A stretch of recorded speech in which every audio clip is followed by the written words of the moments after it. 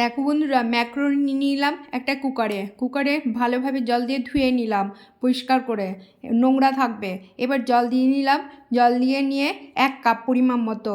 এবার 1 চামচ সাদা তেল নিয়ে নিলাম, 1 চামচ নুন দিয়ে নিলাম, একটা সিটি মেরে নিলাম, ঢাকা খুলে নিলাম। সেদ্ধ হয়ে গেছে একবারে ঝরঝরে।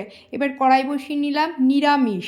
এবার কড়াইয়ের মধ্যে তেল দিয়ে নিলাম সাদা। এবার এখানে জিরে, ধনে, লঙ্কার গুঁড়ো, টমেটোর sauce, soya sauce, green sauce, গোলমরিচের গুঁড়ো সব জলে গুলে নিয়ে আমি তেলের মধ্যে দিয়ে নিলাম। এবার ম্যাক্রোনি দিয়ে নিলাম। এবার ভালোভাবে নাড়াচাড়া করে নেব। এটা যেমন খেতে তেমন টেস্টি, বাচ্চা বড় সবার খাওয়া যাবে। এর ওপরে লঙ্কা কুচি দিয়ে নিলাম, আবারও নাড়াচাড়া করে নিলাম, আবারও ওপর থেকে টমেটো সস, সয়া সস দিয়ে নিলাম, আবারও নাড়াচাড়া করে নিলাম। তো ফ্রেন্ডস, আপনাদের কেমন লাগলো কমেন্ট বক্সে জানাবেন। টোটালি নিরামিষ ম্যাক্রোনি রেসিপি।